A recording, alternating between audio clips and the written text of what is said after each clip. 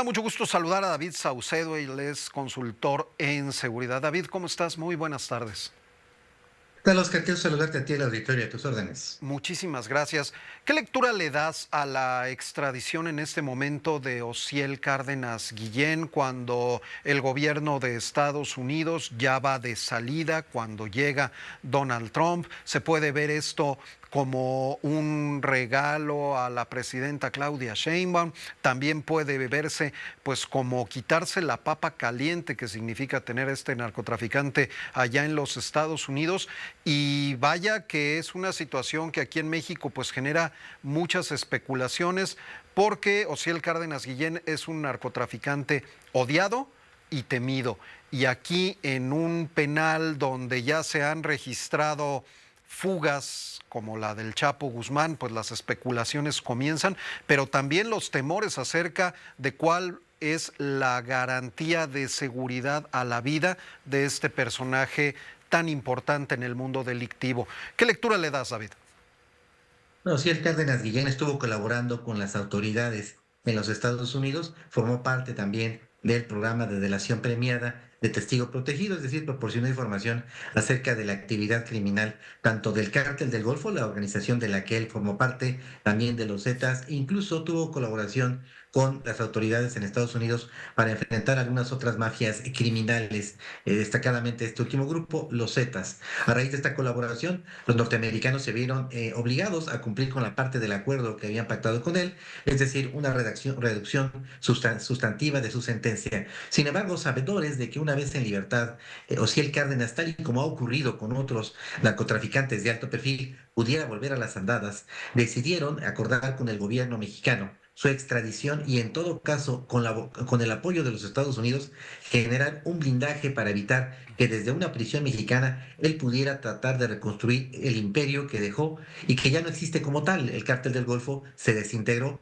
y ahora hay cuando menos 4 o 5 organizaciones que se derivan de esta vieja organización del Cártel del Golfo. Me refiero al Cártel del Noreste, Zetas Nueva Escuela, el Cártel de los Escorpiones, la Tropa del Infierno, es decir, una serie de grupos que orbitan en la zona de Tamaulipas, Nuevo León, Durango, Coahuila, que están realizando actividades de trasiego de drogas hacia los Estados Unidos. Como antecedente previo tenemos lo que fue la liberación de Rafael Caro Quintero, que se pensaba erróneamente que era una persona ya de edad que no tendría ningún interés en realizar actividades ilícitas.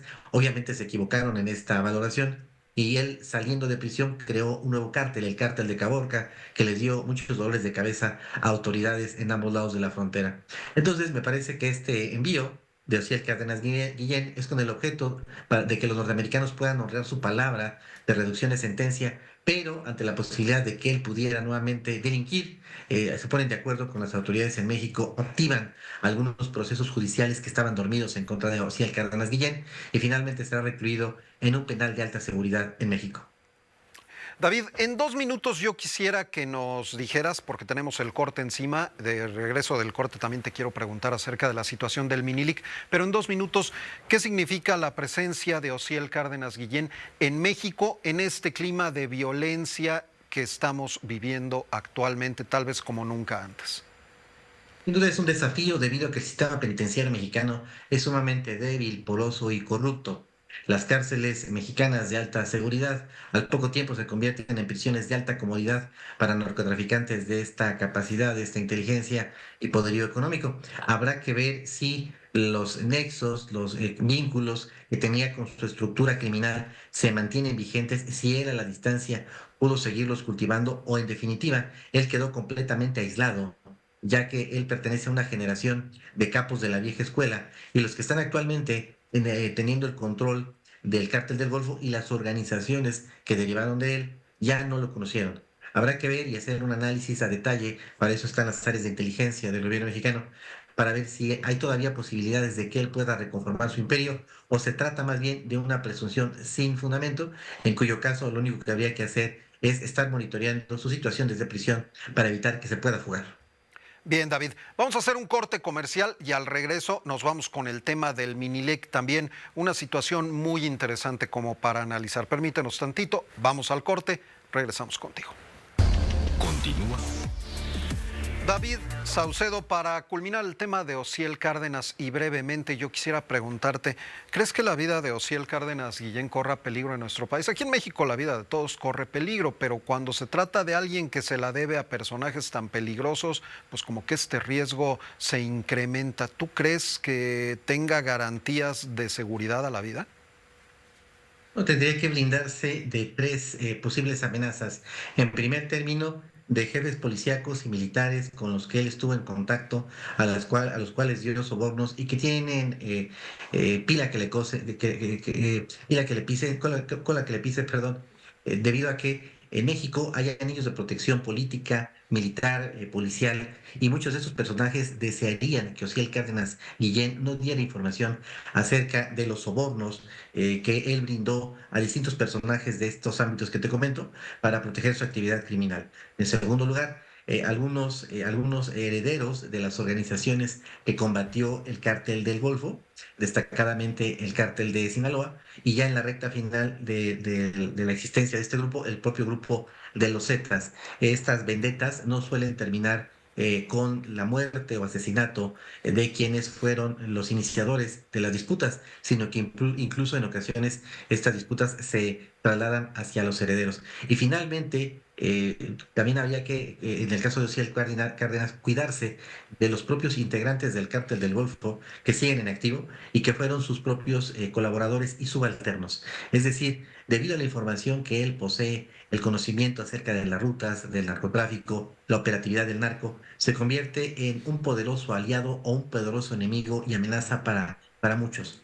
Habría entonces, en consecuencia, que generar un anillo de protección para que Osiel Cárdenas no estuviera en contacto con el exterior y tratara de reconstruir su imperio criminal y a su vez de que no sea el blanco de un posible atentado al interior de la prisión. Y brevemente, David, ¿qué le espera al Minilic? Él se entrega en Estados Unidos por temor a ser asesinado, colabora con la justicia de allá, obtiene beneficios, es liberado y vuelve a las andadas. Y a raíz de eso es recapturado. Creo que ya no está en posición como de negociar beneficios ni tampoco goza de la confianza de Estados Unidos. Esto le puede augurar por lo menos una larga condena, ¿o tú cómo lo ves? Coincido con tu apreciación, se trató también de un grave error por parte de las autoridades de Estados Unidos al haberlo puesto en libertad y no monitorear con las tecnologías con las que ellos disponen las actividades en las que estaba involucrado. Se entiende que quizá haya participado como agente encubierto en algunos operativos dirigidos por la DEA, pero es evidente que al nuevamente estar en contacto con su estructura en México y también con el conocimiento que él tiene de las rutas de narcotráfico y de las posibilidades para hacer trasiego de drogas de México a los Estados Unidos, era difícil suponer que no quisiera él intentar realizar envíos nuevamente con el objeto de capitalizarse de nueva cuenta. Esto sí es un error grave de parte de los norteamericanos. En su esquema de delación premiada, normalmente ejercen un monitoreo férreo de las personas que están en libertad y máxime que si se trata de narcotraficantes del nivel del mini-league. Así que me parece que los norteamericanos tendrán que analizar bien exactamente en qué parte fallaron, pero es evidente que su modelo de delación premiada y que incluso puede generar la liberación de narcotraficantes de alto nivel tiene que ser revisado para que no se presenten casos como el que estamos mencionando. David Saucedo, muchísimas gracias y muy buenas tardes. Gracias, Oscar. Te mando un abrazo. Abrazo enorme. Hablando